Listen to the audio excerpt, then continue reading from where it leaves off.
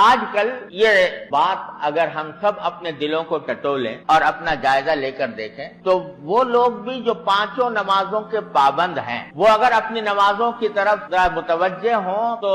شاید ہی کوئی اللہ کا بندہ ایسا ہوگا جو نماز کے اندر خشوع کا ویسا اہتمام کرتا ہو جیسا کہ مطلوب۔ اور بعض لوگ تو بالکل مایوس ہو جاتے ہیں اور یہ سمجھتے ہیں کہ ہم سے خشوع ہو نہیں سکتا، کیونکہ ہمارا دل و دماغ جب نماز پڑھنا شروع کرتے ہیں تو دل کہیں ہے دماغ کہیں ہے۔ اور عام طور سے حالت یہ ہوتی ہے کہ جب آدمی نے نماز شروع کی تو ایسا ہوا جیسے کہ کوئی سوئچ آن کر دیا گیا اور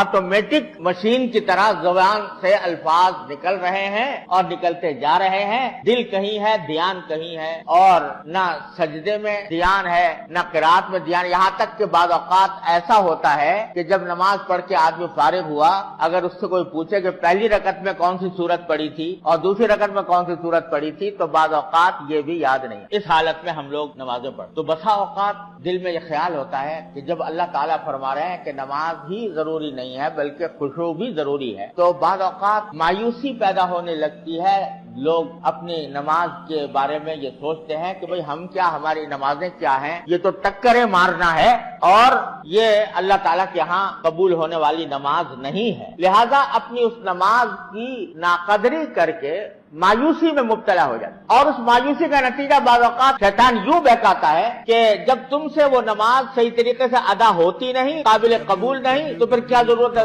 اس محنت کرنے کی، لہذا بعض اوقات نماز ہی سے محروم کرا دیتا ہے۔ تو میں تھوڑی سی بات عرض کرنا چاہتا ہوں کہ خشوع کا کیا مطلب ہے اور کس طرح ہم اس کے اوپر عمل کر سکتے، قرآن کریم کی اس حکم پر کس طرح عمل کیا جاتا ہے۔ دراصل بات یہ ہے کہ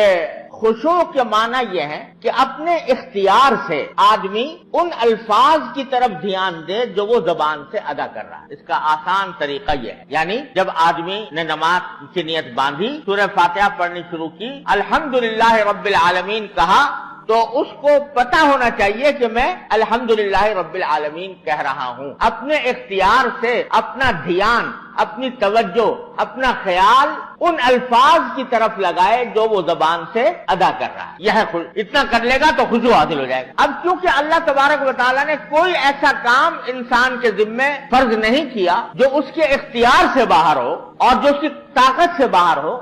اس واسطے اگر بے اختیار کچھ خیالات دل میں آ گئے تو وہ خشوع کے منافی نہیں، اللہ تعالیٰ کے یہاں سے معاف۔ آپ نے نماز پڑھنی شروع کی، دھیان شروع میں لگایا، اللہ اکبر دھیان سے کہا، سبحانک اللہم پڑھا، ابھی پڑھائی تھا کہ ذہن کسی اور طرف غیر اختیاری طور پر چلا گیا تو وہ غیر اختیاری طور پر جو چلا گیا ہے وہ معاف ہے اللہ تعالیٰ کے ہاں، اور اس کے نتیجے میں وہ آپ کے اوپر کوئی گناہ نہیں۔ لیکن جب یاد آ جائے پھر فوراً انہی الفاظ کی طرف لوٹائیں جو زبان سے ادا کیے جا رہے، اتنا کر لیں تو خشوع کی کا جو ادنا درجہ ہے الحمدللہ جو مطلوب ہے جو ضروری ہے وہ حاصل ہو جائے۔